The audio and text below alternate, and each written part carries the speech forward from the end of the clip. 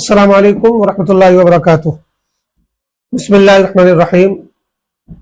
محترم بھائیوں اور بہنوں، آج 18واں روزہ ہے اور 2 دن کے بعد رمضان کا آخری عشرہ شروع ہونے والا ہے۔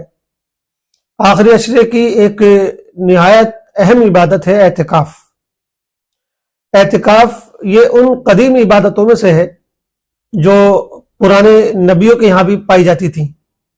خدا اللہ تعالیٰ نے قرآن پاک کے اندر 2 جگہ پر یہ بات بیان فرمائی ہے کہ ہم نے حضرت ابراہیم اور حضرت اسماعیل علیہ السلام کو اس بات کا حکم دیا تھا کہ وہ میرے گھر کو یعنی خانہ کعبہ کو پاک رکھے، اعتکاف کرنے والوں کے لیے، نماز پڑھنے والوں کے لیے اور طواف کرنے والوں کے لیے۔ ایک جگہ سورہ بقرہ میں ارشاد ہے وَعَهِدْنَا إِلَىٰ إِبْرَاهِيمَ وَإِسْمَاعِيلَ أَن طَهِّرَ بَيْتِيَ لِلطَّائِفِينَ وَالْعَاكِفِينَ وَالرُّكَّعِ السُّجُودِ، اور یہی بات جو ہے سورہ حج میں بھی آئی ہے۔ گویا کہ خود اللہ تعالیٰ نے حضرت ابراہیم اور حضرت اسماعیل علیہ السلام کو اس بات کا حکم دیا کہ وہ مسجد کو، خانہ کعبہ کو پاک رکھے، اس کی صفائی پر دھیان دے اعتکاف کرنے والوں کے لیے۔ اتنی بڑی عبادت یہ ہے کہ گویا کہ معتکفین کے لیے، اعتکاف کرنے والوں کے لیے صفائی کا، پاکی کا حکم دیا جا رہا ہے حضرت ابراہیم اور حضرت اسماعیل کو۔ تو اس سے یہ معلوم ہوتا ہے کہ سابقہ انبیاء میں اور پرانی ملتوں میں بھی اعتکاف کی عبادت پائی جاتی تھی، اور قدیم لوگ بھی اللہ تعالیٰ کا تقرب حاصل کرنے کے لیے اور اللہ تعالیٰ کے در پر اپنے سر کو رگڑنے کے لیے، معافی مانگنے کے لیے اعتکاف کی اس عبادت کو انجام دیا کرتے تھے۔ حضور پاک علیہ السلام نے تو مدینہ آنے کے بعد مستقل طور پر یہ عبادت انجام دی ہے۔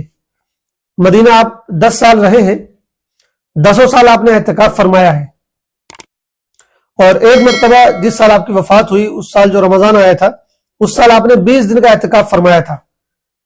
بعض لوگ کہتے ہیں کہ اس کی وجہ یہ تھی کہ پچھلے سال، اس سے پچھلے سال سفر میں آپ اعتکاف نہیں کر پائے تھے، اس کی گویا کہ آپ نے قضا فرمائی۔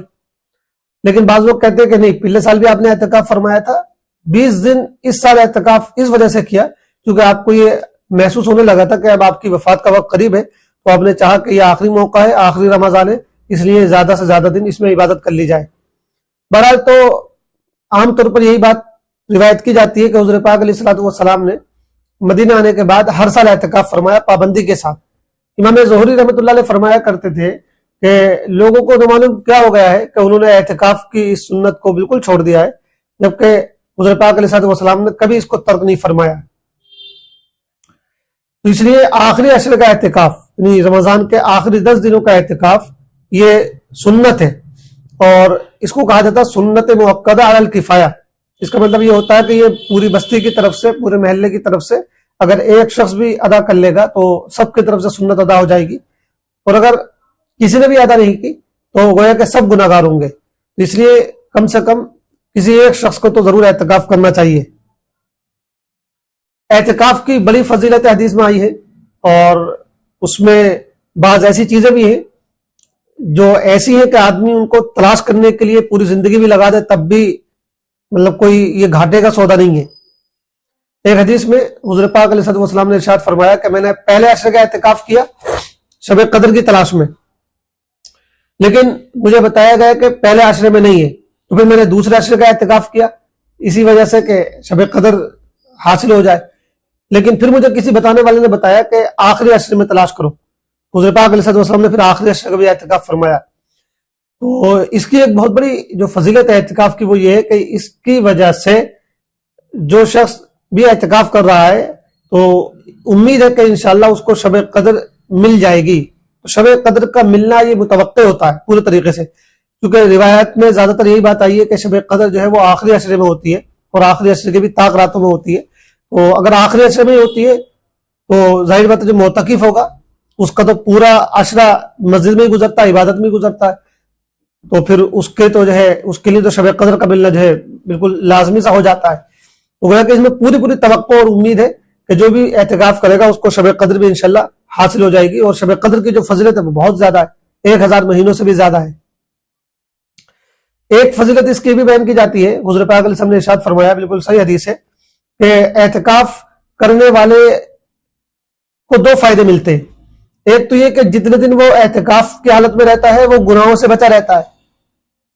باقی اگر وہ مسجد سے باہر زندگی گزارتا تو بہت سے گناہ بھی کرتا, غلط کام بھی کرتا, لیکن 10 دن جب وہ مسجد میں گزارے گا اور ٹھیک سے گزارے گا تو وہ گناہوں سے بچا رہے گا.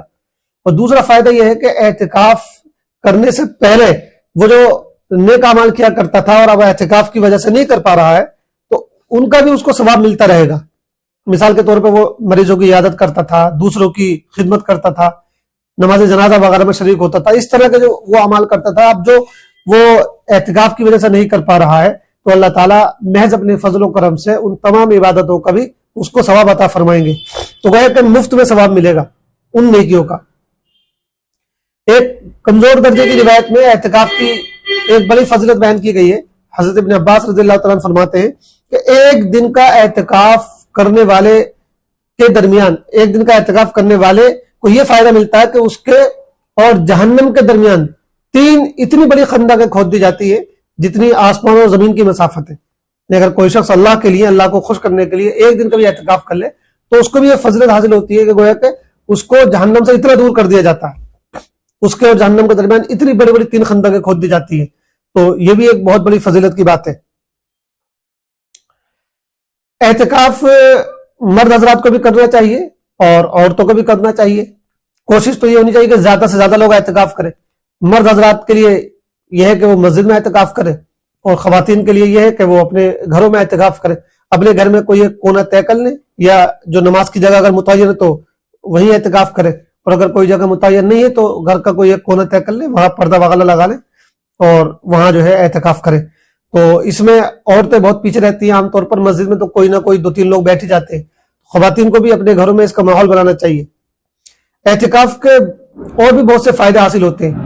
ایک تو یہ کہ اعتکاف کے دوران 10 دن جب آدمی دنیا سے کٹ کے, اپنے کام کاج سے کٹ کے, اپنے گھر والوں سے کٹ کے صرف اللہ کا ہو جاتا ہے تو ان 10 دنوں میں اس کو اپنی روحانیت کو ترقی دینے کا موقع ملتا ہے, اللہ تعالیٰ سے تعلق بڑھانے کا موقع ملتا ہے اگر وہ ان 10 دنوں کو ٹھیک سے گزارتا ہے. ان 10 دنوں کو ٹھیک سے گزارنے کے نتیجے میں اللہ تعالیٰ کی محبت اس کو حاصل ہوتی ہے, اللہ تعالیٰ سے خاص تعلق جو ہے اس کا پیدا ہو جاتا ہے. اور چونکہ جو ہماری زندگی ہے بھاگم بھاگ کی, اس میں ہم تنہائی میں, خلوت میں اور اس طرح کے ہم اللہ تعالیٰ سے باتیں کریں اور اللہ تعالیٰ سے اپنے معاملات صاف رکھیں, اس کی نوبت لوگوں کو کم ملتی ہے. وہ یہ ہے کہ نماز پڑھنے آئے اور چلے گئے, تھوڑی دیر قرآن پڑھا اور چلے گئے, لیکن باقاعدہ سوچ سمجھ کر, باقاعدہ اپنے آپ کا جائزہ لے کر اور اپنے آپ کو اللہ کے حوالے کر کے کچھ دنوں کے لیے آدمی اللہ کے در پہ پڑ جائے تو اس کے نتیجے میں جو اصلاح ہوتی ہے اندر, اور جو اپنے بارے میں جو اب تک ہم غلط سوچتے آ رہے تھے کہ ہم تو نمازیں پڑھ رہے ہیں, یہ پڑھ رہے ہیں, ان تمام چیزوں سے آدمی نکلتا ہے اور اس کو اپنی حقیقت معلوم ہوتی ہے, اور پھر اس کے اندر جو ہے توبہ کا سچا جذبہ پیدا ہوتا ہے, تو پھر وہ اللہ تعالیٰ سے رو رو کر گل گلا کر معافی مانگتا ہے. ان تمام اعمال کے نتیجے میں اللہ تعالیٰ سے اس کا خاص تعلق پیدا ہو جاتا ہے اور اس کو اپنی اصلاح کی طرف جو ہے متوجہ ہونے کا موقع ملتا ہے. وہ اگر یہ 10 دن ٹھیک سے گزار لے تو کہا جاتا ہے بالکل ایسے ہی ہے جیسے کہ آپ اپنی ضرورت پوری کروانے کے لیے کسی کے در پہ جا کے پڑ جائیں کہ جب تک وہ ہماری ضرورت پوری نہیں کرے گا تو ہم تیرے در پہ ہی پڑے رہیں گے. ویسی ہے کہ معتکف جو ہے وہ اللہ کے در پہ جا کے پڑ جاتا ہے کہ اللہ جب تک آپ معاف نہیں کریں گے, کہ اللہ جب تک آپ جو ہے بخشش نہیں فرمائیں گے, کہ اللہ جب تک آپ ہم سے راضی نہیں ہو جائیں گے تب تک ہم آپ کے در سے نہیں جائیں گے. پاگلوں کی طرح, ایک دیوانے کی طرح جو ہے ایک محبوب جو ہے اللہ کا بندہ وہ اللہ کے در پہ جا کے پڑ جاتا ہے, کہتا کہ اللہ میں آپ کے لیے سب کچھ چھوڑ کر آیا ہوں کچھ دنوں کے لیے, کہ اللہ آپ مجھ سے راضی ہو جائیے. تو یہ بہت بڑا فائدہ آدمی کو حاصل ہوتا ہے اس کا, اور پھر بعد کی زندگی میں اس کا بڑا اثر رہتا ہے. لیکن اس کے لیے ضروری ہے کہ اعتکاف کے ان ایام کو ٹھیک سے گزارا جائے. اس میں 2 کام خاص طور سے کرنے چاہیے, بلکہ 3 کام خاص طور سے کرنے چاہیے. ایک تو یہ کہ جو بھی نمازیں پڑھیں گی 10 دن کے اندر آئیں گی, تقریباً 50 نمازیں آئیں گی, ان 50 نمازوں کو تکبیر اولیٰ کے ساتھ پورے اہتمام کے ساتھ ادا کرنے کی کوشش کرنی چاہیے. کوشش یہ ہو کہ ایک نماز بھی تکبیر تحریمہ کے بغیر نہ ہو, تکبیر اولیٰ کے بغیر نہ ہو. امام کے پہنچنے سے پہلے جو ہے ہم گویا کہ نماز کے لیے تیار رہیں. اسی طرح پہلے کی سنتیں اور بعد کی سنتیں اور نوافل یہ پورے اہتمام کے ساتھ ہونے چاہیے. تو نمازوں کا خاص اہتمام ہونا چاہیے. اور پھر اسی کے ساتھ ساتھ جتنی نمازیں نوافل میں الگ سے آتی ہیں، اشراق کی نماز ہے، چاشت کی نماز ہے، تہجد کی نماز ہے، اوابین کی نماز ہے، اس طرح کی جو نمازیں ہیں ان نمازوں کا بھی پورا اہتمام کرنا چاہیے. کوئی ایک نماز بھی ان 10 دنوں میں چھوڑنی نہیں چاہیے، کوشش ہی ہو. ایک کام تو یہ کریں. دوسرا کام یہ ہونا چاہیے کہ کوئی نہ کوئی دین کی ایسی کتاب، 1-2 کتابیں لے جائیں اور ان کتابوں کا مطالعہ کریں، قرآن کا ترجمہ پڑھیں. مطلب ان 10 دنوں میں ہم دین کے فہم کی طرف آگے بڑھیں، دین کو سمجھنے کی طرف آگے بڑھیں. اب تک جو ہم مسلمان تو تھے لیکن ہم نے اسلام کو سمجھا نہیں تھا، دین کو ہم نے سمجھا نہیں تھا، ایک فارمل طریقے سے ہم دین سے تعلق رکھتے تھے. اب ہم سوچیں کہ ان 10 دنوں میں کچھ موٹی موٹی باتیں دین کی ایسی سمجھ لیں جس سے ہمیں دین کی قدر و قیمت معلوم ہو، اسلام کی قدر و قیمت معلوم ہو. تو کچھ مطالعہ اسلام کا ضرور کریں، قرآن کا ترجمہ کچھ پڑھیں، قرآن کو کچھ سمجھنے کی کوشش کریں. اور یہ بھی ہو سکتا ہے 10 دن میں کہ ہم جو قرآن پڑھتے ہیں ناظرہ، اس میں جو غلطیاں ان کو بھی ہم تھوڑا ٹھیک کرنے کی طرف متوجہ ہو جائیں اور امام صاحب سے کہیں کہ بھئی ہمارا 10 دن ہے، یہ ہمارے پاس ان 10 دنوں میں ہمارا ناظرہ قرآن ٹھیک کروا دیجئے. تو یہ دین کو سمجھنا، قرآن کو سمجھنا، قرآن کو ٹھیک سے پڑھنا، ان کی طرف ہم توجہ کریں. اور اسی میں جو ہے قرآن کی تلاوت بھی ہے، زیادہ سے زیادہ قرآن کی تلاوت ہونی چاہیے. تیسرا کام یہ ہے کہ ان 10 دنوں میں خاص طور سے توبہ کی طرف خاص توجہ ہونی چاہیے. توبہ اور استغفار، اللہ تعالیٰ سے خوب معافی مانگنی چاہیے اپنے گناہوں کی. اصل تو ان 10 دنوں کا کام یہ کام جو ہے ان 10 دنوں میں جو ہے معافی مانگ لیں، اللہ تعالیٰ سے اپنے آپ کو معاف کروا لیں، اللہ تعالیٰ کو اپنے آپ سے راضی کروا لیں کہ اللہ بہت گناہ کیے، معاف فرما دیجیے. توبہ اور استغفار پر خاص دھیان ہونا چاہیے. روزانہ توبہ کریں، سچے دل سے توبہ کریں، گزرے ہوئے گناہوں پر شرمندگی کا اظہار کریں، اللہ تعالیٰ سے اپنی سابقہ زندگی پر ندامت کے آنسو بہائیں اور آئندہ اچھی زندگی گزارنے کا عزم کریں.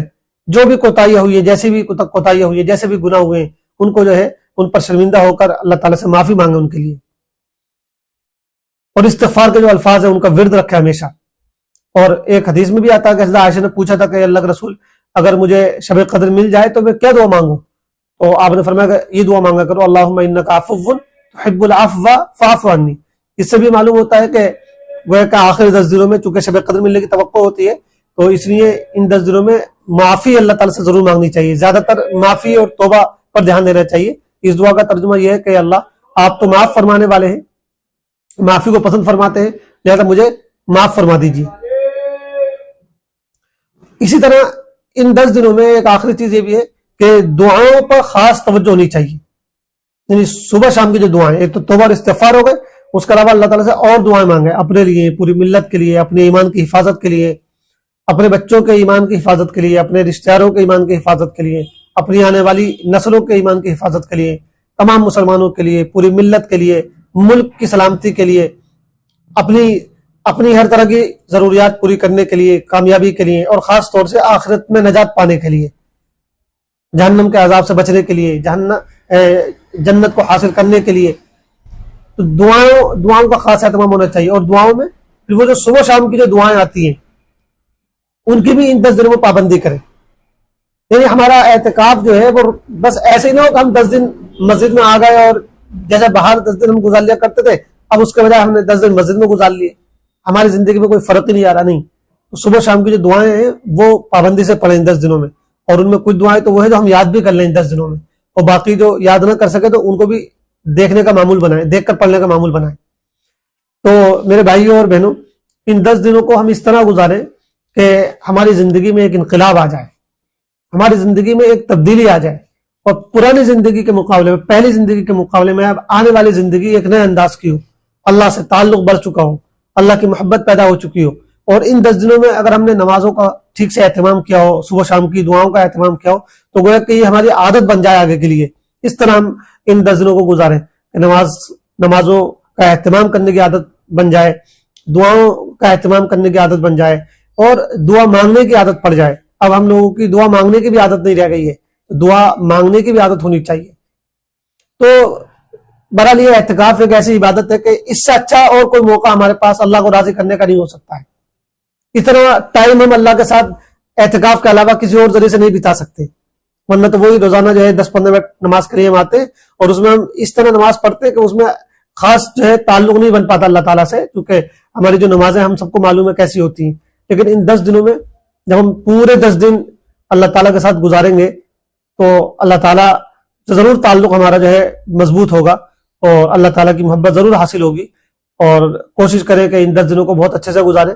اللہ تعالیٰ ہم سب کو حضور پاک علیہ الصلوۃ والسلام کی اس سنت کو زندہ کرنے والا بنائے اور اعتکاف کرنے کی توفیق عطا فرمائے، اور اعتکاف کے نتیجے میں ہمارے باطن کی اصلاح فرما دے، دل کی دنیا بدل دے. آمین. والسلام علیکم ورحمۃ اللہ.